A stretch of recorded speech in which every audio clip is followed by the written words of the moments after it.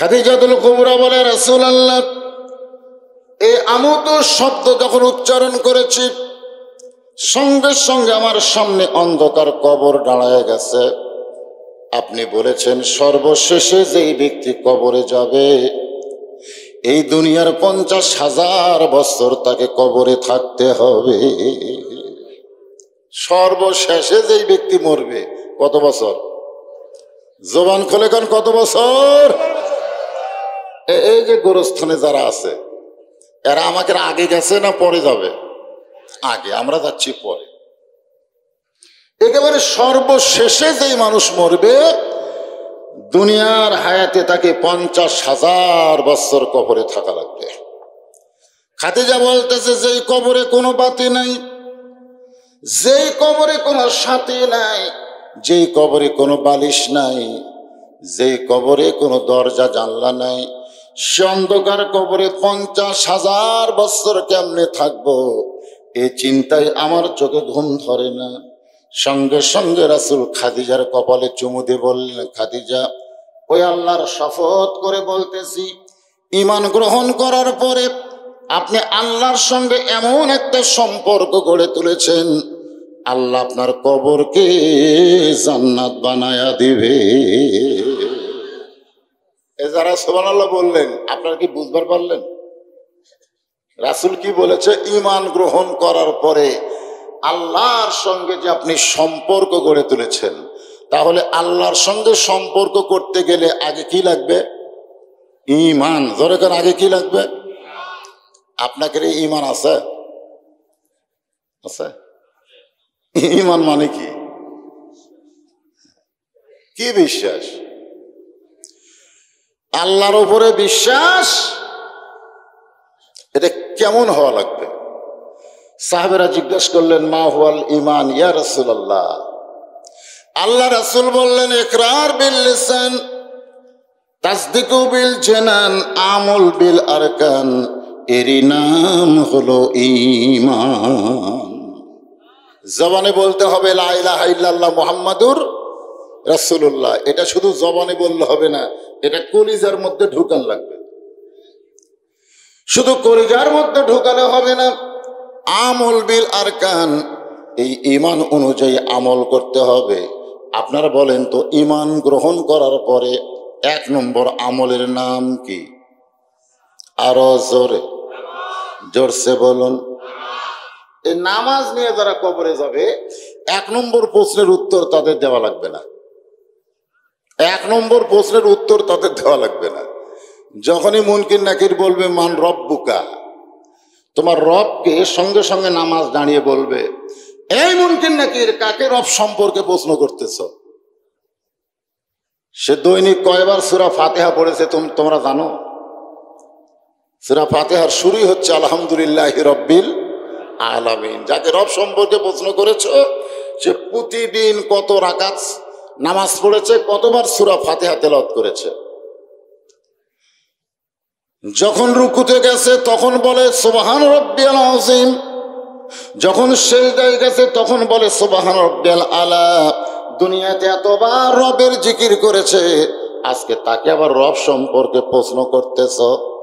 ফেরেশতারা বলবে, আল্লাহ, তোমার বান্দাকে মান রব্বুকা প্রশ্ন করার সঙ্গে সঙ্গে নামাজ যে গরম হয়ে গেছে। আল্লাহ বলে, যে কবরে নামাজ নিয়ে আইছে তাকে রব সম্পর্কে প্রশ্ন করার দরকার নাই, নামাজই তাদের রবের উত্তর হয়ে গেছে। আচ্ছা, যারকে নামাজ নাই, নামাজ ছাড়াই যারা মরে গেল,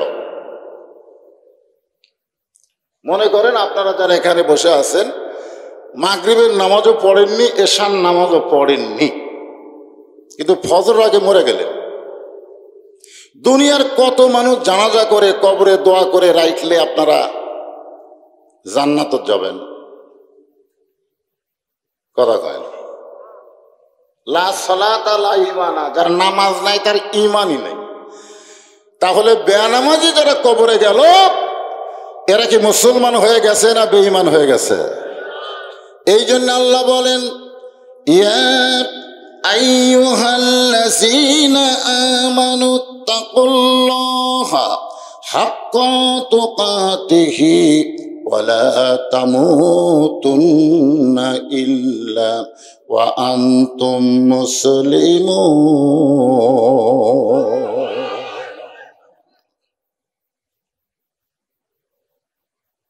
আল্লাহ রাসূল বলতেছে, খাদিজা, ঈমান গ্রহণ করার পরে আপনি আল্লাহর সঙ্গে যে সম্পর্ক গড়ে তুলেছেন, আল্লাহ আপনার কবর জান্নাত বানিয়ে দিবে। আচ্ছা, কবর যদি জান্নাত হয় তাহলে 50,000 বছর কেন, 1 কোটি বছর হলেও সমস্যা আছে? কারণ কবর কি? জোরে কারণ কবর কি? সৌদি আরবে 2টা গোরস্থান আছে, একটা হলো জান্নাতুল মাওয়া আর একটা হলো জান্নাতুল বাকি। সাহাবেরা জিজ্ঞাসা করলেন, ইয়া রাসূলুল্লাহ, কবর কোনোদিন জান্নাত হয়?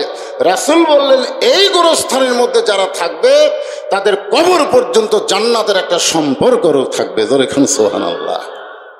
তা আপনাদের গোরস্থানে যারা আছে, সম্মিলিত গোরস্থান খুবই ভালো, পারিবারিক গোরস্থান খারাপ, কিন্তু সম্মিলিত গোরস্থান, এটা কি সম্মিলিত না? এটা খুবই ভালো।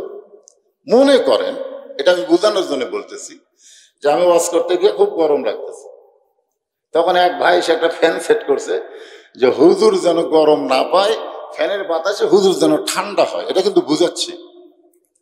তো ওই লোকটা কিন্তু আমাকে বাতাস দেওয়ার জন্য ফ্যান সেট করছে। এখন বলেন তো, আমার আশেপাশে যারা বসে আছে এরা কি বাতাস পাবে না?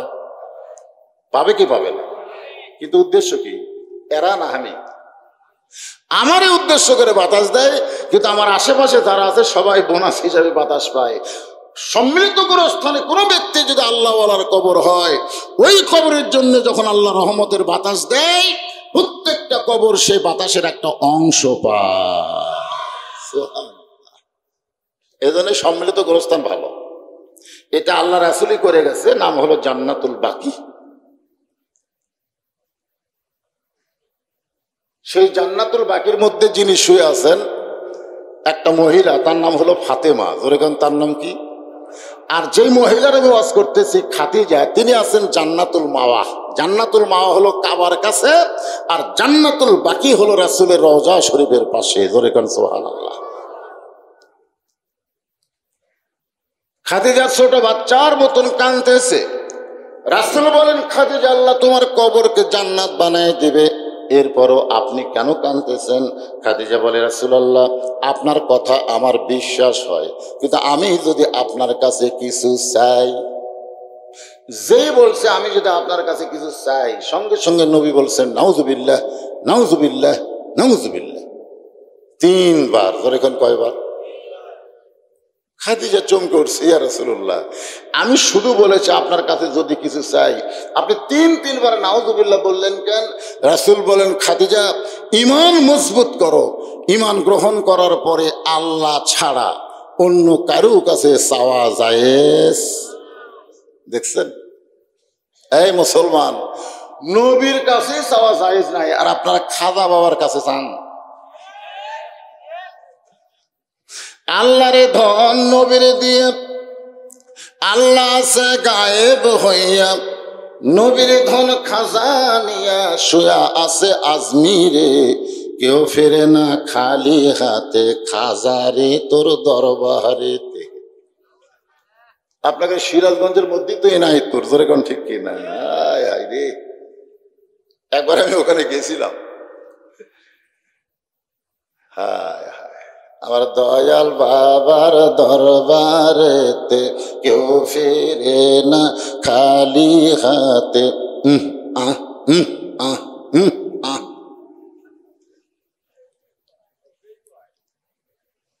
কি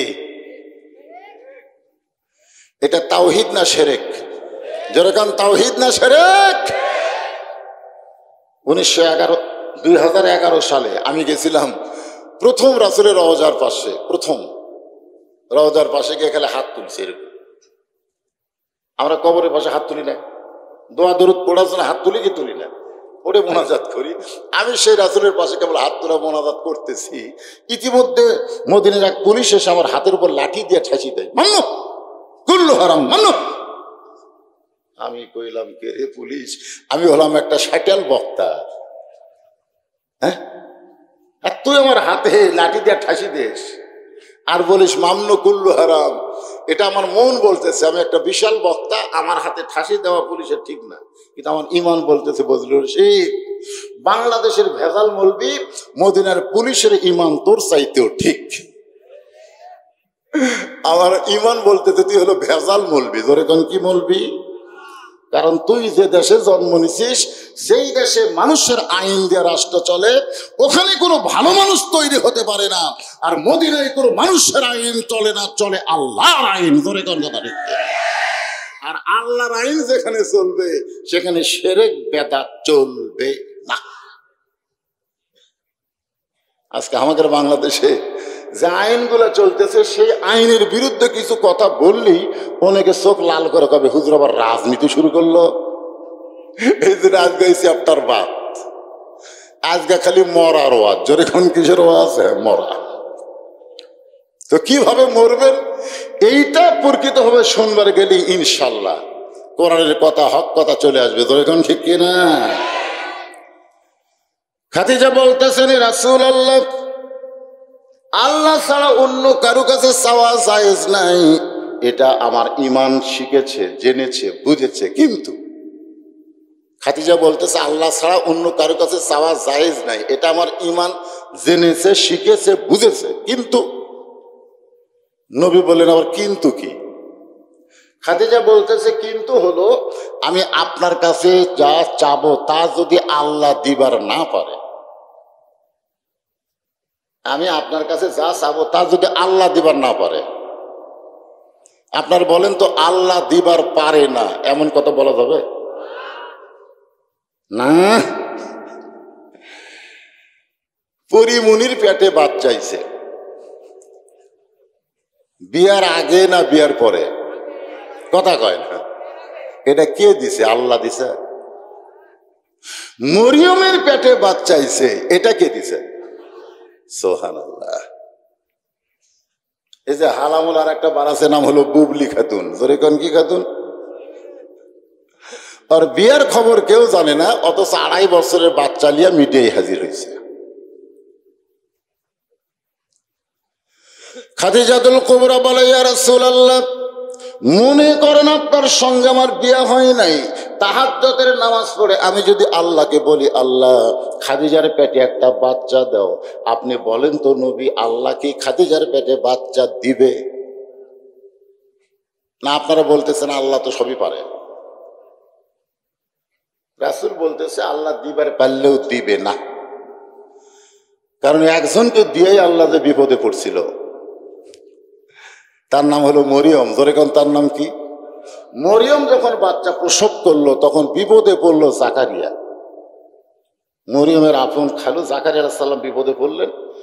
জনগণ জাকারিয়া নবীকে সন্দেহ করে যখন আক্রমণ করলো, জাকারিয়া চিল্লায় বলে, আল্লাহ কাম করলে তুমি আর পিটুন খামো আমি। কারণ মরিয়মের পেটে বাচ্চা হয়েছে কার হুকুমে? আরো ধরে বলেন, কার হুকুমে? কাম করলে তুমি, আর জনগণ হামাক ধরতেছে। তার মানে আল্লাহ বলতে, জাকারিয়া আমার ধরার কোনো সুযোগ নেই, যত ধরবি তোমা করো। আজও বাংলাদেশে আল্লাহর কাম যারা করবে আল্লাহর কেউ ধরতে পারবে না, কিন্তু যে আলেম ওলামা আল্লাহর কাম করবে তাদেরকে ধরে জেলত হবে। ধরে কর কথা ঠিক কিনা? কাম কার আর ধরা খাই কে? জনগণ খাবি। জনগণ কেউ ধরে? জনগণ কেউ ধরবে না। আল ওলামা ওয়ারাসাতুল আম্বিয়া, যারা নবীর ওয়ারিসের দায়িত্ব পালন করতেছে, জনগণ তাদেরই কি ধরবে বাতিল? জনগণ ঠিক কিনা? নবী বললেন, খাদিজা আল্লাহ দিবার পারলেও দিবে না। খাদিজা বলতেছে, রাসূলুল্লাহ, আমি এমন কিছু আপনার কাছে চাবো, তা যদি আল্লাহর না থাকে তাহলে আল্লাহ কেমনে দিবে? মারাত্মক কথা। আমি আপনার কাছে যা চাবো তা যদি আল্লাহর না থাকে। রাসূল বলে, খাদিজা আল্লাহর নাই এ কথা তো, আল্লাহর নাই এ কথা বলা যাবে? যাবে না। তাহলে আপনারা বলেন, লাম ইয়ালিদ ওয়ালাম ইউলাদ ওয়ালাম ইয়াকুল লাহু কুফুয়ান আহাদ। এখানে আল্লাহ কি বলতেছে? আল্লাহর কোনো বাপ মা আল্লাহর কোনো সন্তান, আল্লাহর কি বউটাও আছে নাকি? তাহলে আল্লাহর নাই এ কথা বলা যাবে না কেন? আমি এমন সময় বলতে পারি আমার যা আছে আল্লাহর তা নেই। কত ক্ষেত্রে আমরা আল্লাহর উপরে গেছি। একবার মুসা বলতেছে, আল্লাহ আপনি যতই চেষ্টা করেন মারতে পারবেন কিন্তু মরতে পারবেন না। মরে দেখান তো আল্লাহ, আপনি মরতে পারবেন? আল্লাহ কয় মুসা রে, মুসা করতেছে আল্লাহ যত উপরে থাকেন কিন্তু আমার এমন একটা নিয়ামত আপনি দান করেছেন, আমি মরে আপনাকে দেখাবার পারি আমি মরে গেছি, কিন্তু আপনি কোনোদিন দেখাবার পারবেন না যে আপনি মরছেন। আমাদের মৃত্যু আছে না নাই? জোরে খান আছে না নাই? আল্লাহ বলে মুসা মৃত্যু তোমার কাছে কিরকম মনে হয়? মুসা বলতেছে আল্লাহ আপনার জন্য যদি মরতে পারি তাহলে তো আমার মরণ নয়। ওয়ালা তাকুলু লিমান ইয়াকতালু ফি সাবিলিল্লাহি আমওয়াতুন বাল আহইয়াউ ওয়ালাকিন লা তাশউরুন। নবী বললেন খাদিজা আপনি তাহলে কি চান? খাদিজা বলে হুজুর দুনিয়ার জীবনে কিছুই চাই নাই, আমি চাইলে আপনার কষ্ট হবে, কারণ আপনি খুব অভাবের মধ্যে ছিলেন, এই জন্য দুনিয়ার জীবনে কিছুই চাই নাই। কিন্তু আমি মরে যাওয়ার পর আমার তিনটা চাওয়া আপনাকে পুরা করা লাগবে। এক নম্বর চাওয়া হলো ওই গাড়ি হীরার ভিতরে 3 বছর সাধনা করে আপনার ওপর আল্লাহ তাআলা কোরআন শরীফ নাজিল করেছে। কোরআনের প্রথম 5 আয়াত নাজিল করার সময় ফেরেশতা আপনাকে বুকের সঙ্গে চেপে ধরেছে, জিবরাইল আপনাকে বুকের সঙ্গে চাইপা ধরে কোরআনের 5 আয়াত নাজিল হওয়ার পরে আপনি যখন গাড়ি হীরা থেকে ঘরে আসলেন, ওই ঘরের মধ্যে সে একটা জুব্বা খুলে রাখছেন, ওই জুব্বার কোনোদিন আপনি পরেন নাই। আমি খাদিজা যখন মরে যাব কোরআন নাজিলের গাড়ি হীরার জুব্বাটা আমার কাফনের কাপড় হিসাবে দিয়া দিবে। ইয়া রাসূলুল্লাহ আমার 2 নম্বর চাওয়া হলো আপনার পবিত্র হাত দিয়া আমার দেহটা কবরের মধ্যে নামাই দিবেন। আমার 3 নম্বর চাওয়া হলো কবরে মাটি দিয়া সবাই যখন চলে যাবে এমন সময় মুনকির নাকির এসে খাদিজাকে 3টা প্রশ্ন করবে, ওগো আল্লাহর নবী আমি হয়তো 3টা প্রশ্নের উত্তর দিবার পারবো না, আমার পক্ষে আপনি একটু উত্তর দিয়া দিবেন। এই 3টা চাওয়া যদি আপনি পুরা করেন আর কোনোদিন ঘুমের সময় কানবো না। রাসূল খাদিজার কপালে চুমাতে বলেন, খাদিজা ওই আল্লাহর শপথ করে বলতেছি আমার আগে যদি আপনার মৃত্যু হয় তাহলে 3টা চাওয়াই আপনার পুরা করব ইনশাআল্লাহ। এই ছেলে পেলে মোবাইল করতে মিস কল মাঝে এর কি রে দেখছেন? কোরআনের মাহফিলে বসেও এদের মন কিন্তু ওয়াজের দিকে নেই। আমি মাঝে মধ্যে বলি কি জানেন, যে স্বয়ং জিবরাইল এসেও যদি বক্তা হয়ে ওয়াজ করে এই ছেলেদেরকে ভালো করার কোনো সম্ভাবনা নাই। একেবারে নষ্টের শেষ প্রান্তে বাংলার যুবকেরা পৌঁছে গেছে, নষ্টের শেষ। এদেরকে ভালো করার কোনো ওয়াজ নেই। আমাদের মতন বক্তার ওয়াজ দ্বারা ভালো হবে না, এরা ওয়াজ শুনবার যাবে ঠিকই, ওই যা আসলো তাই। হ্যাঁ, এদেরকে ভালো করতে গেলে একটাই মাত্র ঔষধ, যার নাম হলো আল্লাহর কোরআন। কোরআনের সমাজ চালু না হওয়া পর্যন্ত বাংলার যুবকদেরকে ভালো করা যাবে একমাত্র কোরআনের আইন দিয়ে এদেরকে সাইজ করা যাবে। বর্তমান সরকারের আইন দিয়ে কিছু হবে না। আমাদের এলাকার সরকার বাল্য বিয়া বন্ধ করছে, এখন বাল্য বিয়া হচ্ছে না সরকারের আইনে, কিন্তু বাল্য প্রেম হচ্ছে। আপনারা বলেন তো বাল্য বিয়া ভালো না বাল্য প্রেম ভালো? বাল্য বিয়ারে যতই বাল্য হোক হালাল, কিন্তু প্রেম তো আর হালাল না। হালাল বন্ধ করে হারাম চালু হয়েছে, জোরে কোন কথা ঠিক কিনা? আর এই যে মোবাইল ভাই, এই মোবাইল হায় হায় রে শেষ করে দিছে। এই যে মোবাইল কারণ করতেছে, মনে মনে একটা সময় আর্জেন্টিনার ইয়ার খেলা হবে, তো এখন থেকে প্রস্তুতি নিচ্ছে। খেলার আগেও আর শেষ হবে, কোনো টেনশন নাই।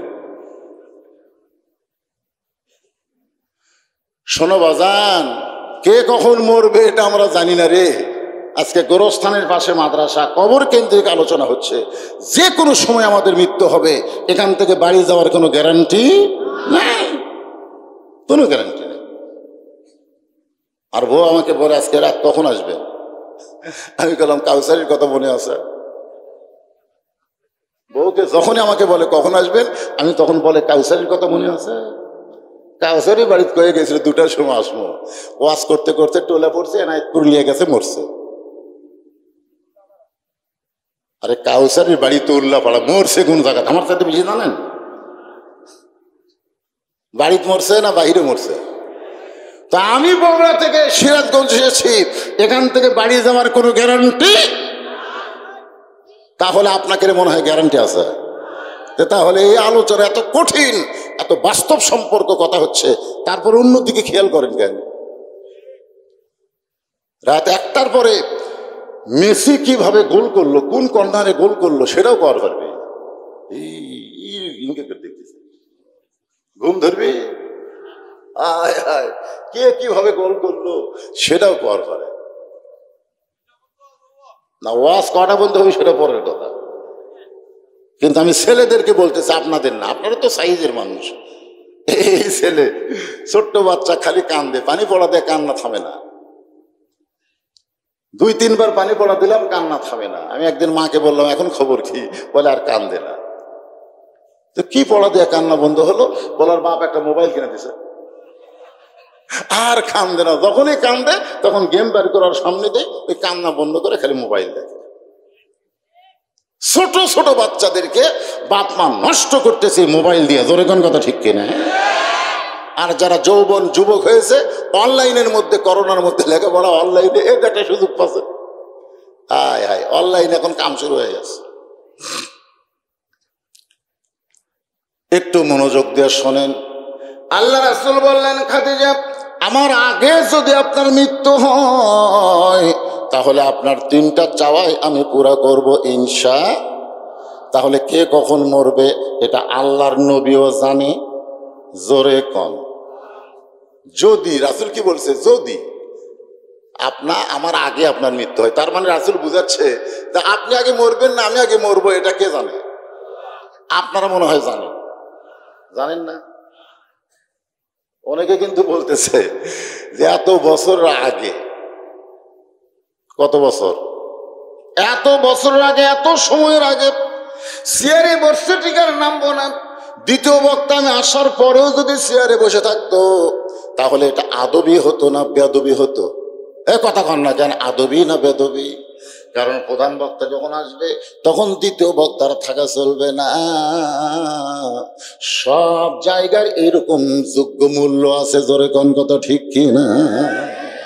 সময় শেষ, জায়গা ছাড়ো, করে জায়গা ধরে রেখো না। হয়তো মনে করতে সময় নামাইতে, আল্লাহ যদি ইচ্ছা করে যে কোনো সময় নামতে হবে, জোরে কোন কথা ঠিক কিনা?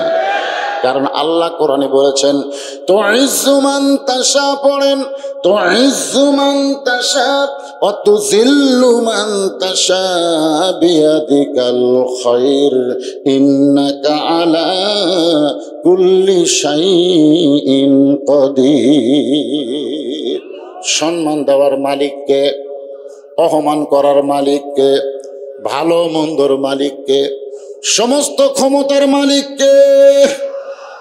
মা খাদিজা দুনিয়া থেকে বিদায় নিলেন। দুনিয়া থেকে যখন বিদায় নিলেন, নবী তখন তাকায় দেখে খাদিজার পেট থেকে আল্লাহ 4টা মেয়ে দিছে। ধরে কোন কয়টা? আসলে 4টা মেয়ে না, ছেলেও হয়েছে, কিন্তু ছেলেগুলো অকালে চলে গেছে। মা দুনিয়া থেকে বিদায় নেওয়ার পরে 4টা মেয়ে কাঁদতেছে। নবী তাকায় দেখে 3টা মেয়ের কান্নার সাইজ ভিন্ন, আর একটা মেয়ের কান্নার সাইজ আলাদা। আপনারা বলেন তো, ভিন্ন আর আলাদা তফাৎ কি? একই না? রাসূল দেখতেছে 3টা মেয়ে কাঁদতেছে, কান্নার সাউন্ড আছে, সাউন্ড। আমার মা মইরা গেছে রে, কোথায় গেলে মা পাবো, বলে দেও না আল্লাহ রে, হে আমার মা মইরা গেছে রে। আপনাকে এলাকার মেয়েরা এরকম কান্দে না? রাসূল তাকায় দেখে রোকেয়া, জয়নাব, কুলসুমা এই তিনটা মেয়ে বিনয় কি করে জোরে জোরে কাঁদতেছে। নবী লক্ষ্য করে দেখে ফাতেমার চোখ দিয়ে দর দর করে পানি পড়তেছে, কিন্তু কান্নার কোনো শব্দ না। আল্লাহ রাসূল ডাকলেন, ফাতেমা আয়। ফাতেমা যখন নবীর কাছে গেছে, রাসূল বলতেছেন, ফাতেমা তোমার মা ওসিয়ত করেছে, তোমার মা ওসিয়ত করেছে তোমার মাকে গোসল করাতে হবে, তোমার মাকে কাফনের কাপড় পরাতে হবে। ফাতেমা বলতেছেন, বাবা আমার 3টা বোন, 4 বোন মিলে আমরা মাকে গোসল করাতে চাই, আমরা 4 বোন মিলে মাকে কাফনের কাপড় পরাতে চাই। রাসূল বললেন, না, তোমার মা ওসিয়ত করেছে তুমি শুধু একাই তোমার মাকে গোসল করাবা, তোমার মাকে কাফনের কাপড় পরাবা, অন্য কেউ সাথে থাকা চলবে না। এর নাম হলো ওসিয়ত। জোরে করে, এর নাম কি? আপনারা ওসিয়ত করবেন, আপনি মরে যাওয়ার আগে ওসিয়ত করবেন যে আমার কবর যেন কোনো বেনামাজি না খোঁড়ে। ওসিয়ত করে পারবেন? খালি মাথা ঝোঁকাচ্ছে, মাথা ঝোঁকাচ্ছে। আমার এলাকায় কেউ মরলে বুঝলেন, একটা বেনামাজি কবর খোঁড়া পারে না, একটা নামাজিও কবর খোঁড়া পারে না, সব কয়টা বেনামাজি। আসে বলছে, তো ভাই তোর বাপ মরছে, কবর খোঁড়বার যাচ্ছে, 2 প্যাকেট সিগারেট দে। কারণ সিগারেট ছাড়া তো কবর খোঁড়া যাবে না। ওরা সিগারেট টানে আর কোদাল মারে, সিগারেট টানে আর কোদাল মারে, দূর থেকে মনে হয় ওরা পুকুর খুঁড়তিছে, পুকুর। ওসিয়ত করবেন, কারণ দুনিয়ার একটা সাধারণ ঘর, যে ঘরে আপনার থাকার গ্যারান্টি নেই, সেই বাসা তৈরি করতে আপনি যদি ভালো মিস্ত্রি খোঁজেন, তাহলে যেই কবরে 50,000 বছর থাকা লাগবে, সেই কবর খোঁড়ার জন্য ভালো মিস্ত্রির দরকার আছে না নাই? দরকার আছে না নাই? ওসিয়ত করেছেন কোনোদিন? করবেন। এখনো যারা বাঁচে আছেন, এই গোরস্থানে যারা কবর খোঁড়বে, দরকার আমরা টাকা দিব, কিন্তু বেনামাজি যেন কোদাল ধরবার না পারে।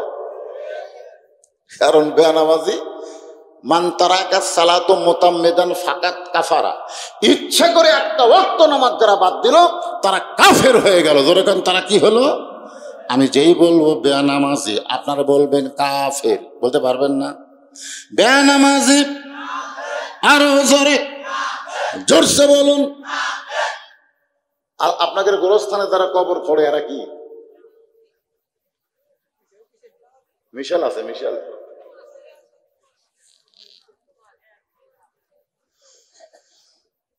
ফাতেমা বলতেছেন, বাবা আমার 3টা বোনকে বাদ দিয়ে শুধু আমাকে ওসিয়ত করার কারণ কি? আল্লাহ নবী বললেন, ফাতেমা আল্লাহ তোমার মধ্যে তোমার মা তোমার ভিতরে এমন কিছু দিয়েছে যেটা দেখার পরে তোমার মা শুধু তোমার ব্যাপারে ওসিয়ত করেছে। সুবহানাল্লাহ বলেন। মা ফাতেমা নিজে নিজে একা একা খাদিজাতুল কুবরাকে গোসল করাই দিলেন।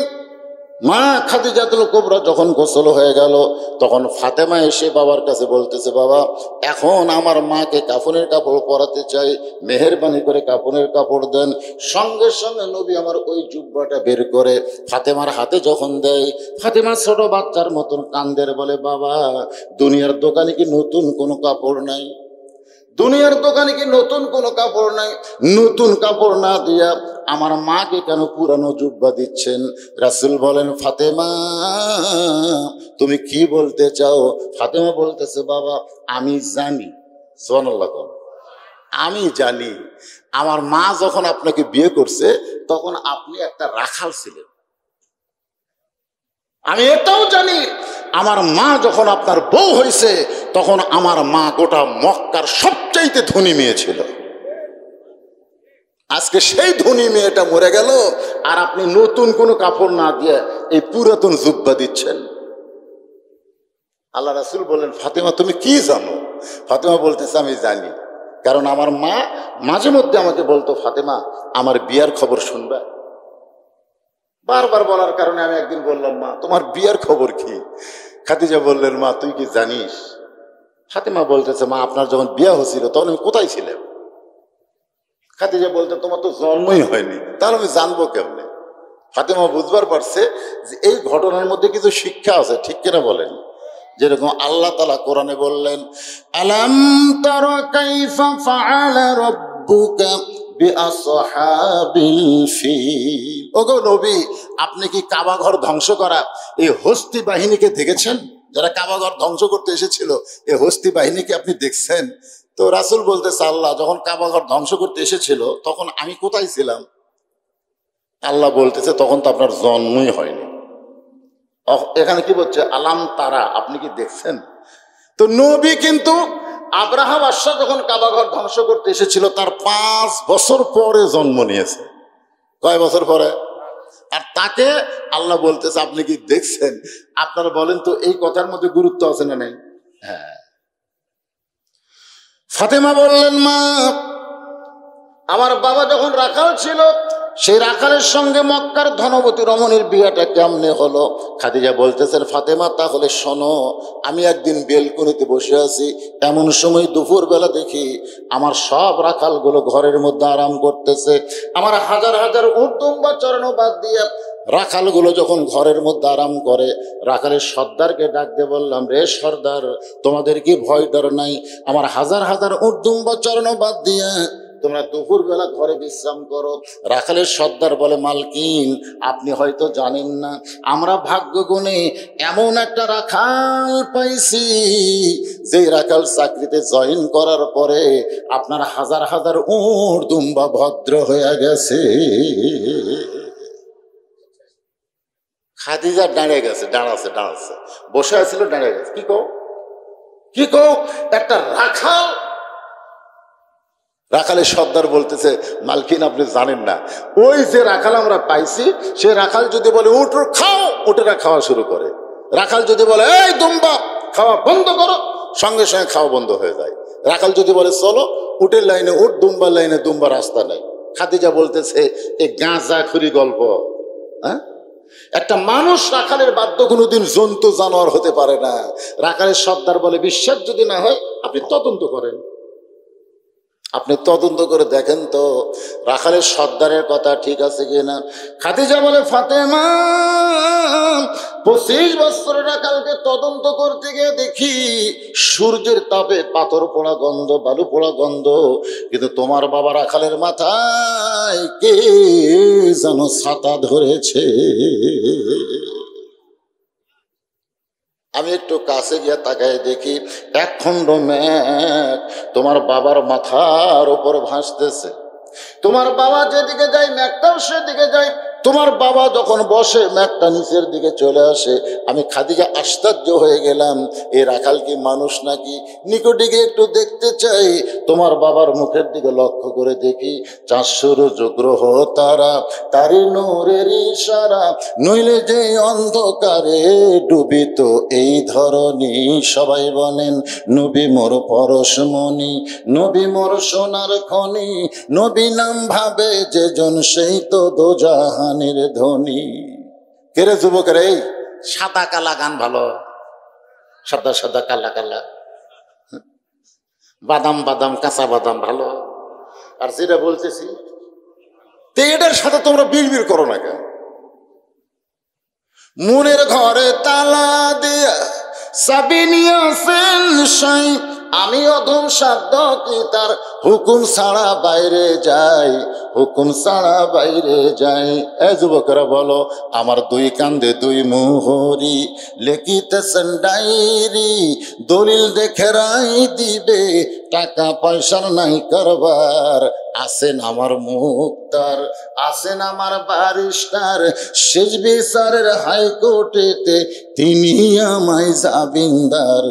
আমি পাপী, রাসূল জামিনদার। আল্লাহ যখন আমাদেরকে বিচার শুরু করবেন, সেদিন আমাদের নবী উকিল হয়ে, বারিস্টার হয়ে আমাদেরকে সুপারিশ করে জান্নাতে নিয়ে যাবেন। আর সেই নবীর গান গাইতে তোমাকে জবান খোলে না। সবাই বলেন, নবী মোর পরশমণি, নবী মোর সোনার খনি, নবী নাম ভাবে যেজন সেই তো দোজাহানের ধনী। খাদিজা বলে, ফাতেমা, 25 বছর রাখাল তোমার বাবার চেহারা দেখে আমি আর 40 বছর বিধবা স্থির থাকতে পারলাম না, আমি এক দৌড়ে চলে আসলাম। আসার পরে দরজা বন্ধ করে দিলাম। আমার দাসী বলে, মালকিন, রাখাল তদন্ত করতে গেলেন, রিপোর্ট কি? আমি বললাম, রিপোর্ট হলো রাখালের চাকরি ক্যান্সেল করে দিলাম। দাসী মূর্খ, বুঝতে পারে নাই। আবু তালেবের কাছে গিয়ে বলতেছে, ও মুরব্বী, তোমার ভাস্তাকে কেমন রাখালি শিখাইলা? খাদিজা কিন্তু রাখালের চাকরি ক্যান্সেল করে দিছে। আবু তালেব বলতেছে, আমার ভাস্তার কি দোষ যার কারণে চাকরি ক্যান্সেল? রিপোর্ট তলব করার জন্য আবু তালেব খাদিজার দরজায়। খাদিজা বলে, চাচা, চাকরি ক্যান্সেল করার কারণ হলো আর রাখালি করা লাগবে না। আবু তালেব বলে, মা, আমার ভাতিজা রাখালি না করলে খাবে কি, থাকবে কোথায়? খাদিজা বলতেছে, আজ থেকে রাখালকে আমার স্বামী হিসাবে কবুল করে নিলাম। ফাতেমা কান্দার বলে, বাবা, মক্কার সবচাইতে ধনী মেয়েটা, আমার মা আপনাকে স্বামী বলে স্বীকার করলো, আজকে সেই মা মারা গেছে, কাপড়ের দোকানে কি নতুন কোনো কাপড় নাই? এই পুরাতন জুব্বা দেওয়ার কারণ কি? রাসূল বলে, ফাতেমা, এই জুব্বা আমি তোমার মাকে দেইনি মা, তোমার মা এই জুব্বা আমার কাছে চেয়েছে। ফাতেমা বলে, বাবা, এই জুব্বার মধ্যে এমন বিশেষত্ব কি আছে? রাসূল বলে, ফাতেমা, এই জুব্বা সাধারণ কোন জুব্বা নয় মা, এই জুব্বার সঙ্গে আল্লাহর কোরআনের সম্পর্ক রয়েছে। লিল্লাহে তাকবীর। আল্লাহর কোরআনের সম্পর্ক যার সাথে থাকবে, আপনার বলেন তো, তার দাম বাড়বে না কমবে? আজকে আমাদের বাংলাদেশের খবর কি? একটা ছেলের মাস্টার হলো 3টা। এই শোনেন যুবকেরা, ভালো করে শোনো, কয় মাস্টার? হ্যাঁ, 3টা মাস্টার। একটা হলো ইংরেজি পড়ায়, একটা হলো অঙ্ক করায়, আর একটা হলো আরবি পড়ায়। কয় মাস্টার? একই ছেলের কিন্তু মাস্টার 3টে। ইংরেজি যে পড়ায় প্রতি মাসে 3000 টাকা বেতন দেয়, অঙ্ক যে করায় প্রতি মাসে 2500 টাকা বেতন দেয়, আর আরবি যে হুজুর পড়ায় 3 মাস হয়ে গেল এখন পর্যন্ত বেতন নেই। একই ছেলে 3 মাস্টার। এই আর 2 জন উঠা বসা, ভাই ওঠা বসা কি জন্যে? এ তো বুড়া মানুষ না, যুবক মানুষ। সামান্য কোরআনের আকর্ষণে 2-1 ঘন্টা পেশাব বন্ধ করে যদি মাহফিলে থাকবার না পারো, বউ তোমাকে থাকবে না, ওভার ডিউটি মারবি। জোরে কোন ঠিক কিনা? Over duty. আপনি জানেন, এই কোরআনকে মহব্বত করে পেশাবকে বন্ধ করে যারা বসে থাকবেন, পেশাব জাতীয় যত ব্যারাম আল্লাহ কোরআনের ওসিলায় ভালো করে দিবে। সামান্য পেশাব লাগছে, লাভ দিয়ে উঠছে, ওঠেন, কোরআনের অভিশাপ আছে, অভিশাপ আছে। কিছুদিন পরে এমন টপ টপ করে পড়া শুরু হবি, আর বন্ধ হবি না, নিচে পলিথিন দিয়ে ঘুম পড়া লাগবে। বউ রাগ করে বলবে, খাট পাল্টান। আপনি কি ছোট বাচ্চা হচ্ছে টপ টপ করে পড়ে গেলেন? এই টপ টপ করে তাদেরই পড়বে যারা বেয়াদবি করে আল্লাহর কোরআনের সাথে। আল্লাহ রাসূল বলেছেন, খায়রুকুম মান তাআল্লামাল কোরআন ওয়া আল্লামাহ। ওই ব্যক্তি হলো পৃথিবীর সবচাইতে দামি, সম্মানী, যে আল্লাহর কোরআন শিখেছে এবং অপরকে কোরআনের শিক্ষা দেয়। এটা কি আমার কথা না রাসূলের কথা? তাহলে ইংরেজি মাস্টারকে কত দেয়? 3000 মাস গেলি। অঙ্ক মাস্টারকে 2500 দেয়, আর হুজুর 3 মাস হলে কোরআন পড়ায়, এখন পর্যন্ত বেতন নেই।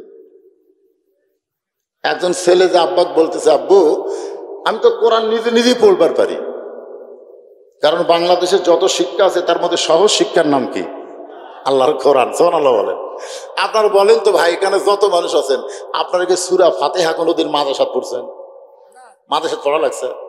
এমনি শুনে শুনে আত্তাহিয়াতু দুরূদ শরীফ, সূরা ফাতিহা, সূরা কাউসার, সূরা নাস, সূরা ফালাক, সূরা ইখলাস, এগুলো কিন্তু আমি যখন পড়বারই ধরিনি তখনই মুখস্থ হয়েছে। জোরে কোন কথা ঠিক কিনা? কি সহজ। তো এখন ছেলে বলতেছে, আব্বু, নিজে নিজে কোরআন শরীফ পড়ার পারি। তখন বাপ বলতেছে, হুজুরের কথা আমার মনেই নাই রে। 3টা মাস হলে পড়াচ্ছে, সে হুজুরের কথা কি নাই? মনেই নেই। তখন ছেলের মা বলতেছে, হুজুরকে যেন ঠকাইও না, যাও হুজুরকে বিদায় করো। এখন বাবা হুজুরের কাছে বলতেছে, হুজুর, এত কষ্ট করে আমার ছেলেকে আপনি কোরআন শরীফ শিক্ষা দিচ্ছেন, হুজুর, হুজুর, এত কষ্ট আপনি করছেন, আপনি শুক্রবারও পর্যন্ত পড়াইছেন। ইংরেজি অঙ্কের মাস্টার শুক্রবার শনিবার পড়ায় না, আর আপনি শুক্র শনি সব দিনে পড়াইছেন। এত কষ্ট করতেন হুজুর, কিন্তু আমি শুনেছি আল্লাহর কোরআন শিক্ষা দিয়ে হাদিয়া নেওয়া জায়েজ নাই। ওই কি দেখিছে না শুনিছে? জোরে কোন শুনিছে না দেখিছে? শুনিছে। আমি শুনেছি হুজুর আল্লাহর কোরআন শিক্ষা দিয়ে হাদিয়া নেওয়া জায়েজ নাই। যেরকম হামাকের ব্যাপারে কেউ শুনছে ওয়াজ করে টাকা নেওয়া জায়েজ নাই, এরকম শোনেনি, দেখেনি, কিন্তু দেখেনি। যদি দেখতো তাহলে এই কথা কোনোদিন বলতো না, বলতে হুজুর শুনেছি আল্লাহর কোন শিক্ষা দিয়ে হাদিয়া নেওয়া জায়েজ নেই। হুজুর কয় ফতুয়া মারলি 3 মাস পরে কেন রে? আজকে আমার হাদিয়া পাওয়ার দিন, আর সেই দিন বলতেছে জায়েজ নাই। তো ছেলের মা কইছে হুজুরের দাম ঠকায় না, এ ধরেন চকচকা 500 টাকার 2টা লোট, হুজুর পুরাতন লোট না, নতুন 2টা লোট আপনাকে দিলাম, আপনি আমার বাপ মার জন্য দোয়া করবেন, আল্লাহ যেন আমার বাপ মাকে জান্নাত দেয়। এইটা হলো বাংলাদেশের কোরআন শিক্ষার অবস্থা। জোরে কোন কথা ঠিক? একদম বাগডম ঘোড়াডম সাজে, ঢাক ঢোলক ঝাঁঝর বাজে, এই মিথ্যা শিক্ষা যারা দিচ্ছে মাস গেলে 50,000 টাকা বেতন পায়। জালিকাল কিতাবুল লা রাইবা ফিহি হুদাল লিল মুত্তাকিন, এই সত্য শিক্ষা যারা দেয় তাদের 2-4 মাস পর্যন্ত বেতন বন্ধ আছে। জোরে কোন ঠিক কিনা? রে আল্লাহ নবী বললেন খাদিজা, এই জুব্বা সাধারণ কোন জুব্বা নয়, ও ফাতেমা এই জুব্বা সাধারণ কোন জুব্বা নয়, এই জুব্বার সঙ্গে আল্লাহর কোরআনের সম্পর্ক রয়েছে। এখন আপনাদের কাছে আমি জানতে চাই, কোরআনের সম্পর্ক যার সঙ্গে থাকে তার দাম কম না বেশি? মনে করেন একই গাছের তক্তা দিয়ে 3টা জিনিস বানাইছে, একটা হলো খাট, একটা হলো সোফা, আর একটা হলো রেহাল। একই গাছের কাঠ দিয়ে কয় জিনিস বানাইছে? একটা হলো খাট, সোফা, রেহাল। আপনার বলেন তো 3টার মধ্যে দাম বেশি কার? দেখছেন পিছন দিক থেকে আমার ভাই এত ধরে কইছে রেহাল। এখন যদি আপনাদের বলি ভাই এই রেহালটা নিয়ে খাটটা দেন তো, না আপনারা কিন্তু বলছেন রেহাল, কিন্তু এখনই যদি বলি ভাই এই রেহালটা নিয়ে সোফাটা দেন তো, তখন কি বলবেন? না হুজুর দেওয়া যাবে না। কেন দেওয়া যাবে না? আপনি কইলেন দাম বেশি, আর এখনো দেওয়া যাবে না। তার মানে লিমা তাকুলু মা লা তাফালুন। আল্লাহ বলেছেন মুখের কথার সাথে আমলের যদি মিল না থাকে ও মুসলমান না, ও হলো জাহান্নামের তলদেশে ঢোকার মুনাফিক। জোরে কোন ঠিক কিনা? এখন আমার সামনে যারা বসে আছেন, আমরা মুসলমান না মুনাফিক? আরো জোরে কারা কারা মুসলমান? আল্লাহকে 2টা হাত দেখান, লিল্লাহে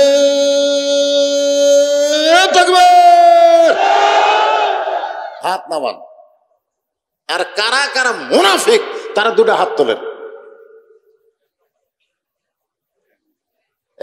একজনও নাই। এখন মুনাফিক চিনা যাবে, আপনারা কিন্তু হাত না তুললেও চিনা যাবে। মাত্র 10টা মিনিট আমি আপনাদের কাছে কোরআন শরীফ বেচবো, এই সময় যারা উঠে যাবি এরাই। এখন আপনারা দেখেন কারা কারা ওঠে, জামান নিয়েতে যারাই উঠতে বুঝবেন এরাই মুনাফিক। যেরকম এরা কি কথা কন না কেন? এরা কি? এরাই মুনাফিক। আপনি কোরআন শরীফ কিনেন বা না কিনেন, কিন্তু ওটা চলবে না। কারণ মসজিদের দান বাক্স সবার সামনে দিয়ে যায় কি যায় না? কথা কন যায় কি যায় না? এই উঠলো কে রে, উঠলো কে রে, একটা উঠেন না ভাই, একটাও খবরদার উঠবে না। শোনেন, দান বাক্স যায় না, যায় কি যায়? যায়। দেখবেন কেউ দেখবেন পকেট থেকে টাকা বের করে, আমি দেখছি পকেট থেকে টাকা বের, আমরা ইমাম সাহেব তো সামনে থেকে চেকে ভাই টাকা বের করে দেখে যে 20 টাকা লোট, 50 টাকার লোট, 10 টাকার লোট। শয়তান বলতেছে দিবই যখন 10 টাকা দে, অথচ আল্লাহ বলতেছে লান তানালুল বিররা হাত্তা তুনফিকু মিম্মা তুহিব্বুন, দিবি যখন যেটারে মহব্বত করিস সেটা দে। 20 টাকা, 50 টাকা, 100 টাকা, 3টার মধ্যে কোনটা বেশি মহব্বত করিস রে? 100, সেটা দে। কারণ দুনিয়ার ব্যাংকে টাকা থেকে মরে গেল, তোর বাচ্চা কাচ্চা খাবি, কবরত বাগুন লাগাবি। ধরে কোন কথা ঠিক না? আর আল্লাহ রাস্তায় যেটা দিলি এটা আল্লাহ তোর নামে জান্নাতে অ্যাকাউন্ট করবে। তা আমরা অনেক সময় দেখবেন কি করি, ওই পুরানা 10 টাকা দিই, যেটা চা খাবার যা চলেনি, পান খাবার যা লেয়নি, ওই পুরানা মেরে দিস। আর একজন বুঝলেন ওই আবার কাঁচা টাকা, ধরে কোন কি টাকা, কাঁচা টাকা উপর থেকে ছাড়ে, শব্দ হলে আশেপাশে আবার দেখে যে শব্দ শুনলো কিনা। উনি আবার শব্দ করে, ধরে কোন কি করে, কতগুলো লোক টাকা না দিয়ে পকেট ভরা টাকা থসে দান বাক্স ছুড়ে দিল। কতগুলো লোক দেখবেন দান বাক্সের সামনে আসার সঙ্গে সঙ্গে বাম হাতে এরকম মারে ঠেলা, এত জোরে ঠেলা মারছে দান বাক্স চোঁচো করে 4-5 জন পার হয়ে গেছে। ফেরেশতারা বলতেছে, আল্লাহ তোমার ঘরের দান বাক্স এইভাবে কেন দান করতেছে, আবার ঠেলা মারছে কেন? আল্লাহ বলতেছে, ফেরেশতা সাক্ষী থাক যে দান বাক্স ঠেলা মারছে, ও দান বাক্স ঠেলা মারেনি, ওই জান্নাতে ঠেলা মারছে। তা আজকে আপনাদের সামনে ব্যাগ যাবে, রুমাল যাবে, আপনারা ঠেলা মারবেন না দিবেন? এই দিবেন না ঠেলা মারবেন? কি ছোটটা না বড়টা? যারা চা পান খাবার যা চলেনি সে ছেঁড়া না চকচকা? কারা কারা ভালো টাকা চকচকা দিবেন হাত তোলেন আল্লাহর কাছে দেখি। দান আল্লাহ তার দানকে কবুল করেন, আল্লাহ নেক নিয়ত নেক আশা পড়া করেন। সিলন্দার মুজিবুর সাহেব 5000 মানে 10টা কোরআন শরীফ দান করছে। 10টা কোরআন দানের সব আল্লাহ তার আমল নামায় দিয়ে দেন। বাপ মা কবরের কাছে, কবরকে জান্নাত বানাই দেন। আল্লাহুম্মা আমিন। সকলে বল আল্লাহুম্মা আমিন। মাশাআল্লাহ। সিলন্দা গ্রাম কালেকশন হচ্ছে 2,60,000 টাকা। ধরে বলেন মারহাবা। এমনি এরা আগেই কাম সারছে। এটা হচ্ছে দামি বাসের টিকিট, কিন্তু বাসের মধ্যে হয় না, এর জন্য কাউন্টার থাকে। ধরে কোন ঠিক কিনা? তারা কাউন্টারে কাম সারছে। দেখছেন এই গ্রামের লোকেরা 2,60,000 টাকা আগেই দিয়ে দিচ্ছে। সুবহানাল্লাহ। সেই গ্রামে মাদ্রাসা হবে না কি হবে? এখানে শুধু মাদ্রাসা না, দাওরা পর্যন্ত মাদ্রাসা হবে। জোরে কোন ঠিক কিনা? মাশাআল্লাহ। আল্লাহ কবুল করুক। জোরে কোন আমিন। সবাই বলেন আল্লাহুম্মা আমিন। বসেন বসেন। ওয়াজ না করে আমি এখান থেকে যাবো না, তো ওয়াজ করবই। হ্যাঁ, শ্যামপুর গ্রাম কালেকশন 31,150 টাকা। জোরে কান মারহাবা। কেরে 4 গেরের মধ্যে শ্যামপুরও তো আছে, তাই না? আচ্ছা। সরাই চণ্ডীগ্রাম কালেকশন 13,250 টাকা। জোরে বলেন মারহাবা। একটা গ্রাম বাদ থাকলো, 4টার মধ্যে একটা বাদ কেন? ব্যক্তিগতভাবে দেয়। ও, ব্যক্তিগতভাবে দেয়। মাশাআল্লাহ। এবার এই ব্যাগগুলো কোথা থেকে আসতেছে রে? মেয়ে মানুষের কাছে জাননি, মহিলাদের। আচ্ছা, দিবে মানে খাতিজার ওয়াজ হচ্ছে। আমার মায়েরা দিবে না মানে? মা খাতিজার ওয়াজ শোনেন পেট ভরে, মা আল্লাহর হস্তে মাদ্রাসায় দান করেন। আমি দোয়া করব সমস্ত মা বোনদেরকে আল্লাহ খাতিজার সঙ্গে জান্নাত দিক। জোরে কোন আমিন। সবাই বলে আল্লাহুম্মা আমিন। আল্লাহ নবী বললেন, ফাতেমা এই জুব্বা সাধারণ কোনো জুব্বা নয় মা, এই জুব্বার সঙ্গে আল্লাহর কোরআনের সম্পর্ক রয়েছে। এই জুব্বা পরা অবস্থায় ফেরেশতা জিবরাইল আমার উপরে কোরআনের 5টা আয়াত আল্লাহর হুকুমে নাজিল হয়েছে। ধরে কোন কয়টা? 5টা। প্রথম 5টা আয়াত। এই কোরআনের প্রথম 5টা আয়াত আপনারা জানেন? প্রথম যে আয়াত নাজিল হয়েছে গারে হিরাই, যখন নবী বলতেছিল আনা বেকারি, আমি পড়তে পারি না। ফেরেশতা জিবরাইলকে আল্লাহ কার কাছে কোরআন নাজিল করবে না, তো পড়বারই পারে না। আল্লাহকে বুকের সঙ্গে চাপা ধর। ফেরেশতা জিবরাইল নবীকে বুকের মধ্যে চাপা দিলেন।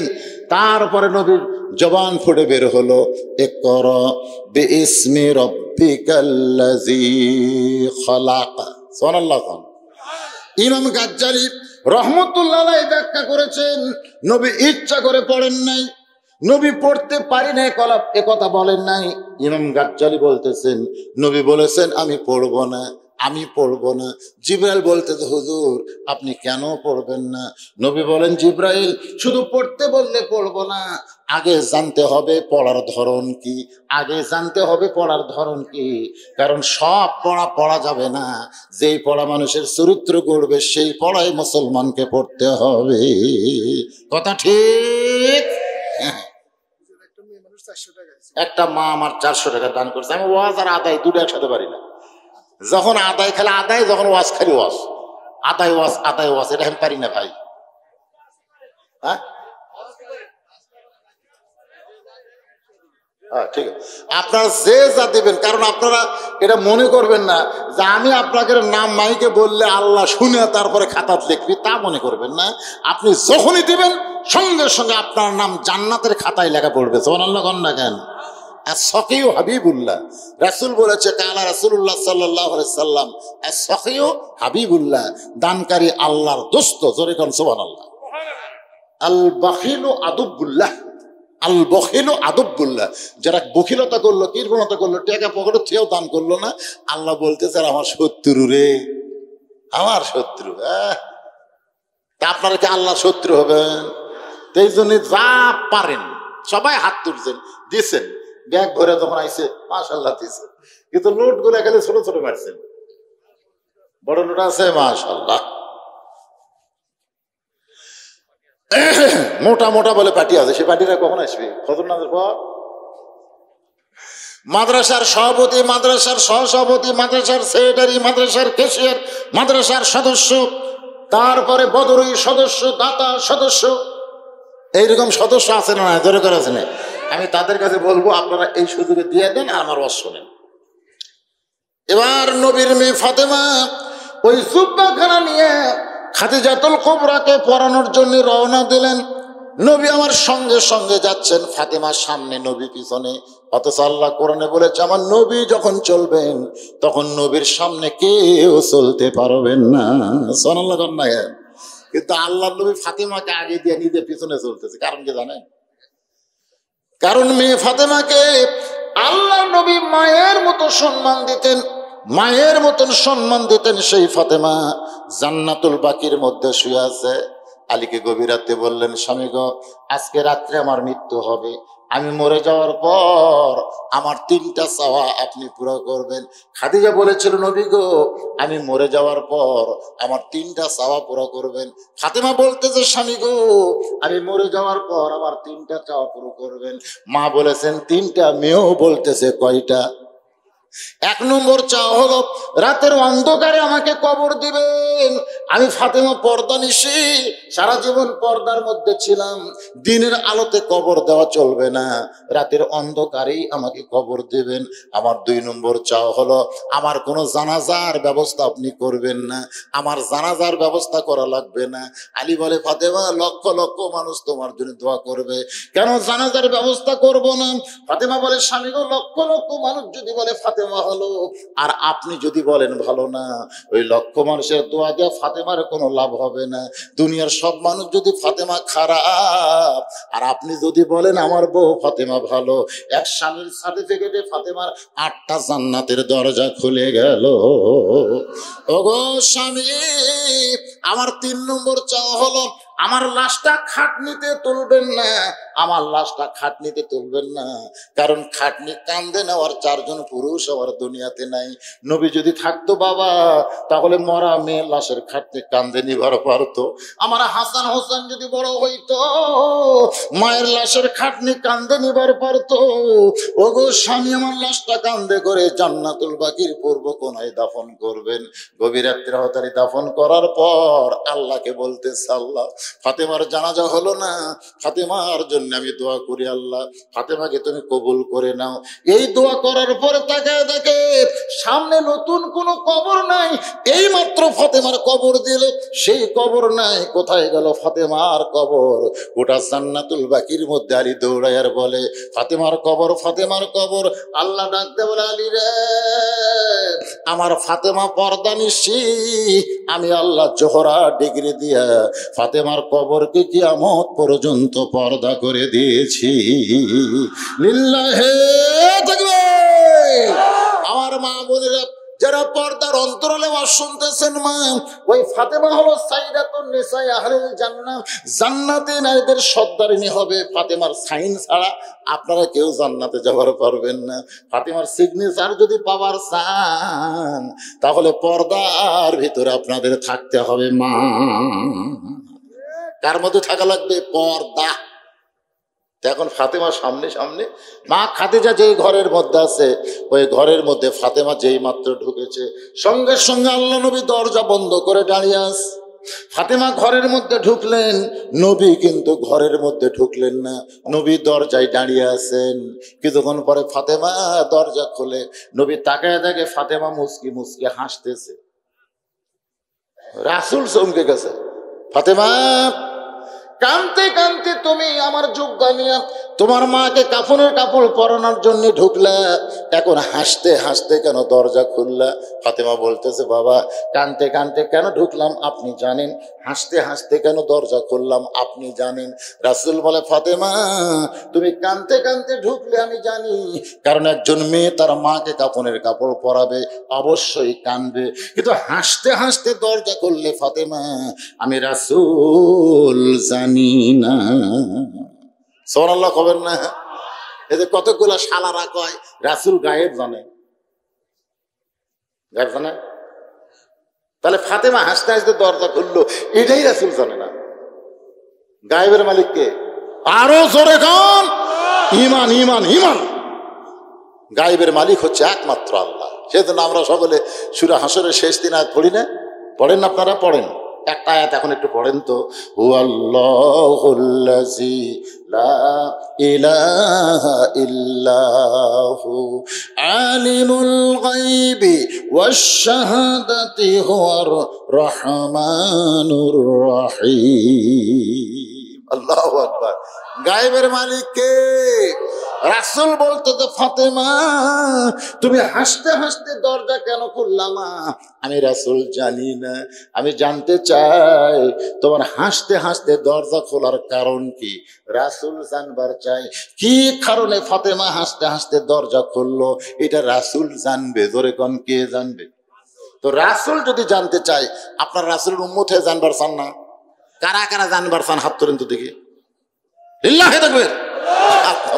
এ যারা জানবার চান 500 টাকা নাই, 500 টাকা নাই, একটা কোরআন শরীফ কিনেন তো, একটা কোরআন কিনেন, বাবক দেন, মা দেন। যে মা বাপ মা জীবিত থাকলে কত টাকা আপনাকে খরচ হতো, কত টাকা? আজকে সেই মা কবর কাছে ঘুরে গেছে, সেই বাপ মার কবরকে আল্লাহ জান্নাত বানাই দিবে, তাহলে 500 টাকা দেন যে হুজুর একটা কোরআন শরীফ বাবক এই এতিম মাদ্রাসায় একটা 500 টাকা লোড দিলাম হুজুর, আপনি দেওয়া মাত্র আল্লাহ আপনার বাবার কবরকে জান্নাত বানাই দিবে। সুবহানাল্লাহ, মাশাআল্লাহ। কে বলে বাপ মায়ের পাগলা নেই রে? কে বলে বাপ মা মরে গেছে, সন্তান ভুলে গেছে? কে বলে? দেখেন একসঙ্গে 4 আল্লাহর পাগলাচ্ছে, দেখছেন? পাগলা কাক কয় আল্লাহ। যারা বাপ মার কথা মনে করে এই গভীর রাত্রে নবীর মাদ্রাসায় কোরআন শরীফ বাবদ 500 টাকা দেয়, আল্লাহ তাদের বাপ মার কবরকে জান্নাত বানিয়ে দেন। জোরে কোন আল্লাহুম্মা আমিন। আরে বাবা মারা গেছে, বাবার জন্য দোয়া চাই। কোরআন, এরা কিন্তু কোরআন শরীফ বাবুর টাকা দিচ্ছেন, একটা কোরআন দান করতেছেন বাপ মার জন্য, একটা কোরআন শরীফ। আমি চাইছিলাম একটা দেন, একটা একসাথে হাত ধরে গেছে, দেখছেন কি পাগলা এলাকার লোক। সুবহানাল্লাহ, ওই দেখেন কিভাবে আসতিস। আল্লাহ আল্লাহ রে, তোমার এতিম মাদ্রাসায়, নবীর মা ঘর মাদ্রাসা, এতিম বাবা, আপনার টাকা পয়সা না দিলে মাদ্রাসা চলবে না বাজার। আজকে সরকার দায়িত্ব নিচ্ছে আকডম বাগডমের, আর আপনারা দায়িত্ব নেবেন জালিকাল কিতাবুল লা রাইবা ফিহি। ঠিক আছে, 100 দিলেও চলবে, মাশাআল্লাহ। 500 নাই, 100 দিছে আল্লাহ। অল্পকেও বেশি বানাবার পারে কি পারে না? জোরে গান, পারে কি পারে? তো তাও বাপ মার কথা মনে করে কবরকে জান্নাত বানার জন্য কত দূর থেকে আল্লাহর বান্দা এসেছে, মাশাআল্লাহ।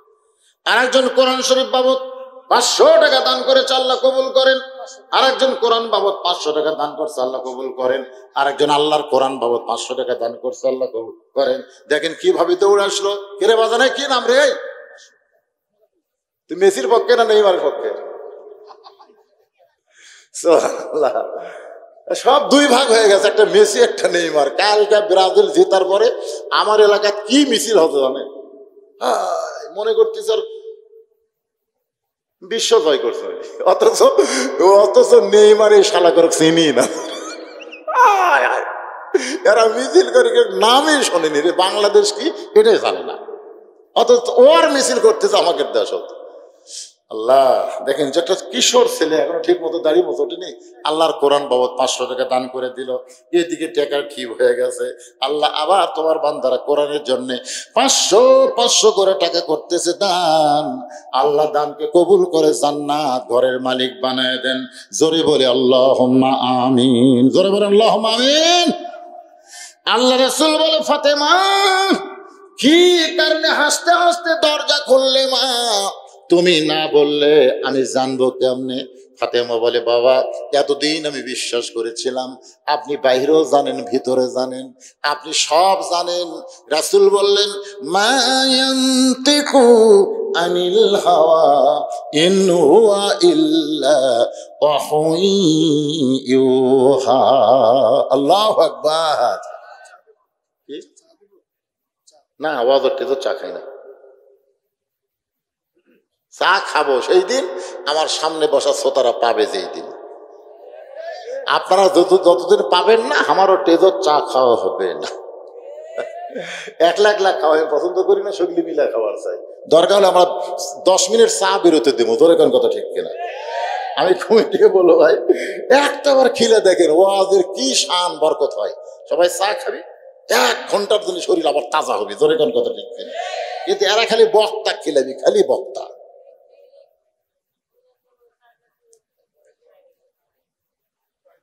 খাওয়ানোর মালিককে আরো জোরে। আমরা হলাম দাওয়াতকারী, আমরা খালি দাওয়াত দেব। খাওয়ানোর মালিক আমার আল্লাহ। এক সাহাবী 1 গিলাস দুধ এনে নবীরে দিয়ে বলতেছে, ইয়া রাসূলুল্লাহ দুধটা পান করেন, 1 গিলাস দুধ। রাসূল একবার দুধের দিকে তাকায়, একবার সাহাবীর দিকে তাকায়। আল্লাহ রাসূল বললেন, কে রে তুই আমার দুধ পান করাবি? একলা যখন ছিলাম তখন দিবি। এতগুলো সাহাবীর মধ্যে আমি আলোচনা করতেছি, আর এই সুযোগে তুই দুধ দিলি। এই দুধ আমি একলা কেমনে খাই? এতগুলো সাহাবী থুয়ে আমি রাসূল একলা কেমনে খাই? তখন সাহাবীরা বলতেছি, ইয়া রাসূলুল্লাহ আমরা জীবনের চাইতে আপনাকে বেশি ভালোবাসি, আপনি দুধ পান করলেই আমরা খুশি। আল্লাহ রাসূল বললেন, তোমরা আমাকে কতদূর ভালোবাসো তার চাইতে কোটি কোটি গুণ আমি তোমাদেরকে বেশি ভালোবাসি। ধরে কেন সুবহানাল্লাহ। এই তোমরা আমাকে কতদূর ভালোবাসো? ওর ফারুক কয় আমার জীবনের চাইতে বেশি। রাসূল বলেন, এর চাইতেও 100 গুণ বেশি আমি তোমাকে ভালোবাসি। দাওয়াতকারী সাহাবী কান্দার কয়, হুজুর আমি গরিব মানুষ, হুজুর 1 গিলাস দুধের উপর আমার দুধ নেই, এখন করি কি? আল্লাহ রাসূল বললেন, ঠিক আছে তুমি দাওয়াতকারী, খাওয়ানোর মালিককে আল্লাহ। রাসূল বললেন, সাহাবীরা তোমরা সবাই বসো, পেট ভরে দুধ পান করো। এই বলে আল্লাহ রাসূল নিজে 1 চুমুক খায়া বলতেছে, আবু বকর পেট ভরে দুধ পান কর, পেট ভরে দুধ পান করে ওমরক দাও, ওমর পেট ভরে দুধ পান করে ওসমানক দাও, ওসমান পেট ভরে দুধ পান করে আলীক দাও। আবু বকর দুধের গিলাস নিয়ে চিন্তা করে, পেট ভরে এইরকম 10 গিলাস দুধ খেলেও তো আমার পেট ভরবে না। রাসূল বললেন, পেট ভরে দুধ পান করো। আবু বকর গিলাসের দিকে তাকায়, নবীর কথার দিকে খেয়াল করে। রাসূল বলে, আবু বকর যে 2টা চোখ তোমার কম দেখতেছে, এই 2 চোখ তুমি বন্ধ করে দাও। তোমার যে 2 চোখ 1 গিলাস দুধ দেখতেছে, এই 2 চোখ বন্ধ করো। সঙ্গে সঙ্গে আবু বকর 2টা চোখ বন্ধ করে দেখে হাতের গিলাস নাই, আল্লাহ দুধের ভাণ্ড বানায়া দিছে। চোখ বন্ধ করে ঢক ঢক ঢক ঢক করে দুধ পান করে, একটা শব্দ নাই, ঢক ঢক করে দুধ পান করে উমর গিলাস দিছে। উমর তাকা গিলাসের দিকে, আবু বকরের মুখের দিকে। কে রে ভাই, 1 নম্বর সাহাবী, সহজ সরল মানুষ, তুমি যে ঢক ঢক করে দুধ পান করলে, তো দুধ পান করার শব্দ শোনা গেল কিন্তু কমিনি তো। আবু বকর বলে, চোখ বন্ধ কর, চোখ বন্ধ কর। মানে বাল্লিগু আন্নি ওয়ালাউ আয়া, নবী যা কইছে আপনি সেইটা উপরের কাছে কি করেন, তাবলীগ করেন। তো আবু বকর বলছে চোখ বন্ধ কর। ওর ভাই চোখ বন্ধ করে দেখে দুধের গিলাস আল্লাহ দুধের বালতি বানায় দিয়েছে। জোরে গান সুবহানাল্লাহ। সমস্ত সাহাবীরা চোখ বন্ধ করে দুধ পান করে যখন নবীর হাতে দেয়, নবী গিলাসের দিকে তাকায় মুস্কি মুস্কি হাসে। দাওয়াতকারী সাহাবীর হাতে দিয়ে দিয়েছে। দাওয়াতকারী সাহাবী তাকায় দেখে যেমন দুধ তেমনি আছে। বলে, ইয়া রাসূলুল্লাহ আমি যতটুকু দুধ আপনাকে পান করতে দিলাম এখন পর্যন্ত তো তাই আছে। রাসূল বললেন, তুমি হলা দাওয়াতকারী, খাওয়ানোর মালিক হচ্ছে আল্লাহ। ওমা মিন দাব্বাতিন ফিল আরদি ইল্লা আলাল্লাহি রিজকুহা। বরকতের উপর দিয়ে 70 সাহাবী পার হচ্ছে। জোরে করে সুবহানাল্লাহ। দুধের জায়গায় আছে 70 জন সাহাবী বরকত জোরে করে কি বরকত দিয়ে পেট করছে। এই জন্য আমরা কখনো মনে করব না যে বক্তাকে একলা চা খাবো, নিয়ত করি সবাইকে খাওয়াবো, আল্লাহ বরকতের উপর পাড়ি দিবি। জোরে কোন কথা ঠিক? আপনার যখনই চা খাবেন 1 কাপ, তখন আপনার মন করবে 1 কাপ চা কিনে খাবার গেলে 10 টাকা, মাঝে সাথে 20 টাকা দান করি। খালি যদি বলি ভাই যারা চা খাচ্ছেন বিলটা দেন তো, আপনি কি 10 টাকা দেবেন? দোকানের 10, এটি 30, কেউ 50, কেউ 100, তাহলে চায়ের বিল নিলি 40,000 টাকা হবে, ধরেকর কথা ঠিক না? এই জন্য আশেপাশে যদি আমার কোনো মাহফিল থাকে আপনারা চার ব্যবস্থা করবেন বাল্টি বাল্টি। মাশাআল্লাহ, একবার তো মহিলারা দিছে তাই না, আবার দিছে। বাংলাদেশের প্রধানমন্ত্রীকে মরদ নামে দেখছেন? বাংলাদেশের প্রেসিডেন্টকে পুরুষ, পুরুষ আবার কয় প্রেসিডেন্ট মহিলা, আব্দুল হামিদ মহিলা। প্রেসিডেন্ট রে, আমি প্রেসিডেন্টের কথা বলতেছি। রাষ্ট্রপতি, রাষ্ট্রপতি করলে বোঝেন, প্রেসিডেন্ট করলে বোঝেন না। মহিলা হচ্ছে প্রধানমন্ত্রী, ক্ষমতা বেশি কার, প্রেসিডেন্ট না প্রধানমন্ত্রী? প্রধানমন্ত্রী ক্ষমতা বেশি। তো আমাদের মা বোনেরা হলেন প্রধানমন্ত্রী আর আমরা হলাম প্রেসিডেন্ট। আমাকে পকেটের টাকা আছে কিন্তু দেওয়ার সাহস নাই। আর ওকে ওই যে আসলে করে নিয়ে যাচ্ছে, 2-3 বার দিছে। বাবজি বলতেছে ওরা ফার্স্ট আছে, ও ফার্স্ট, সামনে আবার ওরাই প্রধানমন্ত্রী হবে, আমাকে খাওয়া নাই। আলহামদুলিল্লাহ। আল্লাহ রাসূল বলে, ফাতেমা কি কারণে হাসতে হাসতে দরজা খুললে? ফাতেমা বলতেছে, ইত্তাকু ফিরাসাতাল মুমিনিনা ফাইন্নাহু ইয়ানজুরু বিনুরিল্লাহ। সুবহানাল্লাহ। ওগো আল্লাহর নবী, আমার বাবা আমার মাকে যখন আপনার এই জুব্বা পরাবার গেছি, যখন দরজা বন্ধ করে আমার মাকে জুব্বা পরাবার যায়, এমন সময় ইয়ানজুরু বিনুরিল্লাহ, আমি নূরের চোখটা তাকায় দেখি আমার আল্লাহ তাআলা আমার মায়ের শরীরে জান্নাতের পোশাক পরায়া দিছে। সঙ্গে সঙ্গে নবী ছোট বাচ্চার মতন কাঁদতে কাঁদতে দরজার কাছে বসে পড়েছে। ফাতেমা বলে, বাবা আমার মায়ের শরীরে আল্লাহ জান্নাতের পোশাক দিয়েছে, এইটা শোনার পরে আপনি কেন কাঁদেন? রাসূল বলে, ফাতেমা এই কান্না দুনিয়ার সাধারণ কোনো কান্না নয় মা, এই কান্না হলো আমার আনন্দের কান্না। দুনিয়াতে কোনো বিবি তার স্বামীকে সর্বপ্রথম নবী বলে স্বীকার করেছে, এইটা হলো তোমার মা খাদিজাতুল কুবরা। আমার এলাকায় কিছু ঘন ঘন পীর বার আছে, ধরে কি বার আছে? তার এক খালাকে বললাম, খালা এই যে আমাদের এলাকাতে একটা পীর বার আছে, আপনি খোঁজ নেবেন তো এই পীরের বউ এই পীরের হাতে মুরিদ হচ্ছে কিনা। আমার এক গ্রাম সম্পর্কে খালা খোঁজলে পীরের বউয়ের কাছে গিয়ে বলতেছে, তুমি কি তোমার স্বামীর হাতে মুরিদ হছো? তখন বউ বলতেছে, আমার স্বামী হলো 1 নম্বর লুচ্চা। দেখছেন, পীরের বউ বলতেছে আমার স্বামী হলো 1 নম্বর লুচ্চা, ওই মুরিদের বউয়ের দিকে খালি টস টস করে তাই থাকে। দেখেন বাংলাদেশের কোন পীরের বউ পীরের হাতে মুরিদ হয় নাই, আর নবীর হাতে সর্বপ্রথম যিনি কলেমা নিয়েছেন তিনি হলেন তার বিবি খাদিজা। এই জন্য কোনো পীর টির ধরা চলবে না। আল্লাহ বলেছেন, লাকাদ কানা লাকুম ফি রাসূলিল্লাহি উসওয়াতুন হাসানা।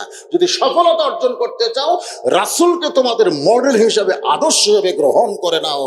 আমার নবীকে ধরতে হবে, নবীর মাধ্যমে আমরা আল্লাহকে পাবো। জোরে কোন ঠিক কিনা?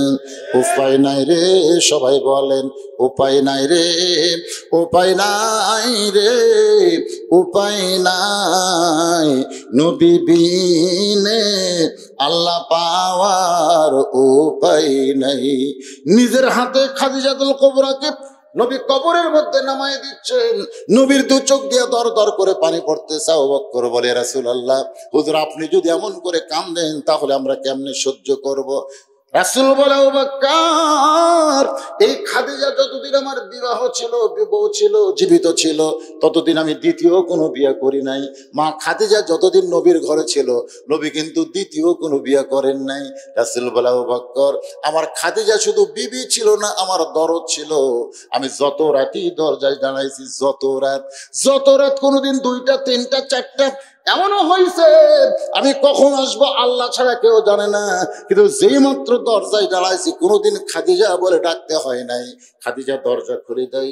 আমি রাসূল চমকে গিয়া বললাম, খাদিজা আপনাকে ডাকা লাগে না, কেমনে দরজা খোলেন? খাদিজা বলে, নবী গো 25 বছর বয়সে যখন আপনাকে স্বামী বলে স্বীকার করেছি, ওই সময় আপনার দেহের একটা সুগন্ধ আমার নাকের মধ্যে ঢুকেছে। আপনি শুধু মানুষ না, আপনি হলেন মেশকাম্বর। আপনি যখন যান তখন তখন একটা সুগন্ধ ছড়ে চলে যান। আবার আপনি যখন দাওয়াতের কাজ শেষ করে যতই রাত্রে দরজায় আসেন, আপনার দেহের সুগন্ধ আমি বুঝতে পারি। আল্লাহ নবী চমকে বলে, খাদিজা ঘুমের মধ্যেও কি সুগন্ধ বোঝেন? খাদিজা বলে, নবী গো, আপনি যাওয়ার পরে আমার নাকটা দরজায় লাগায় থাকি, আপনি আসা মাত্র দরজা খুলে দেই। রাসূল বলে, খাদিজা তাহলে আপনি কি ঘুমাবেন না? খাদিজা বলতেছে, রাসূলুল্লাহ আমি সেই দিন ঘুমাবো যেদিন আমার মৃত্যু হবে। আর আপনার আমি জীবিত থাকা অবস্থায় আপনি না ঘুমান পর্যন্ত আমি ঘুমাবো না। রাসূল কান্দে, আবু বকর আজ থেকে দরজায় কে দাঁড়ায় থাকবে রে? আজ থেকে আমার জন্য কে দরজা খুলে দিবে? কাঁদতে কাঁদতে রাসূল খাদিজাকে কবরের মধ্যে শোয়া দিয়ে, কবরে যখন মাটি হয়ে গেল, সবাই যখন চলে যায়, এমন সময় আল্লাহ নবী খাদিজার কবর ছাড়েন না। আবু বকর বলে, রাসূলুল্লাহ সবাই চলে গেল, আপনি কি যাবেন না? আল্লাহ নবী বলেন, আবু বকর আমি ততক্ষণ পর্যন্ত যাব না যতক্ষণ মুনকির নাকির খাদিজার কবরে না আসবে। কারণ খাদিজা বলেছে আমি উত্তর দিবার পারবো না, আমি খাদিজার পক্ষে একটু উত্তর দিবার চাই। ঘন্টার পর ঘন্টা চলে গেল, মুনকির নাকির যখন কবরে আসতেছে না, এক সময় নবী ডাকতে বলে, আল্লাহ আমার খাদিজার কবরে কি মুনকির নাকির পাঠাবেন না? আল্লাহ বলে, হাবিব আপনি যেমন খাদিজাকে ভালোবাসেন, আমি আল্লাহ তার চাইতেও বেশি ভালোবাসি। ওগো নবী, দুনিয়ার জীবনে কবরকে স্মরণ করে, মৃত্যুকে খেয়াল করে, কবরের কথা মনে করে যারা কাঁদবে, কবরে যাওয়ার পরে আমি আল্লাহ আর তাদের কান্দাবো না। আমি খাদিজার পক্ষে হইয়া মুনকির নাকিরের উত্তর আল্লাহ দিয়া দিছি, আপনাকে উত্তর দেওয়ার জন্য আর থাকা লাগবে না। ইজা আসাবাতুহুম মুসিবাতুন ক্বালু ইন্না লিল্লাহি ওয়া ইন্না ইলাইহি রাজিউন। সবাই বলেন, যারা পারেন তারা বলেন, কোন বনের পাখি তুমি আইলারে কোন বনে, আবার কোন বনেতে যাইতে হবে পড়ছে নাকি মনে? কি বুঝতেছেন? কোন বনের পাখি তুমি আইলারে কোন বনে, আবার কোন বনেতে যাইতে হবে পড়ছে নাকি মনে? আমার হীরামন পাখি, আমার প্রাণ পাখি, তোরে কোথায় রাখি পাখি রে? সবই মিশে আর ফাঁকি, এক পলকের নাই ভরসা, এক পলকের নাই ভরসা, মিশে সকল আশা। কখন বুঝি দারুণ ঝড়ে, কখন বুঝি দারুণ ঝড়ে ভাঙবে তোমার আশা পাখি রে? এসবই মিশে আর ফাঁকি। যে কোনো সময় আমাদের মৃত্যু হবে বাবা, যে কোনো সময়। প্রস্তুত নেওয়ার দরকার আছে না নাই? এই যুবকেরা, 1টার সময় খেলা দেখবে, 12টার পরে তাহাজ্জুদ শুরু হয়। তুমি জানো, তুমি যৌবন বয়সে খালি 2টা রাকাত 4টা রাকাত তাহাজ্জুদের নামাজ পড়লে আল্লাহ তোমার উপর কত খুশি হবে। যে মেসি নেইমার তোমাকে চিনে না, তাকে খুশি করার জন্য তোমরা সারা রাত জেগে ফুটবল খেলা দেখো, আর আল্লাহ তোমাদের এত ভালোবাসে, সুবহানাল্লাহ, এত ভালোবাসে। যৌবন বয়সে গেলে 2টা ফোঁটা চোখের পানি বের করে দাও, আল্লাহ তোমার জীবন পাল্টে দিবে, ওমর ফারুকের সঙ্গে জান্নাত ঢুকে দিবে। আর রাসূল বলেছেন, সাইদুস শাবাবি আহলে জান্নাহ হাসান হোসাইন রাদিয়াল্লাহু তাআলা আনহুমা। জান্নার যুবকদের সর্দার হবে মেসি, নেইমার না হাসান হোসাইন? তাহলে কার জন্য? হাসান হোসেনের জন্য তো পতাকা একবারও টাঙ্গাননি। হাসান হোসেনের পতাকা হলো লা ইলাহা ইল্লাল্লাহ মুহাম্মদ রাসূলুল্লাহ। আমার এলাকার এক লোক যেদিন ব্রাজিল ঠকলো, বুঝলেন, আচ্ছা হুজুর ব্রাজিল ঠকার পর আমি পতাকা পুড়িছি, জার্সি পুড়িছি। ওই পতাকাও পুড়িছি, আর গাঁৱত যে জার্সি আসলো, আর্জেন্টিনা ঠকার পরে আমি কি করছি, পতাকাও পড়ছি, জার্সিও পড়ছি। আমি করলাম, কে রে ভাই, আর্জেন্টিনা ঠকলো কার কাছে?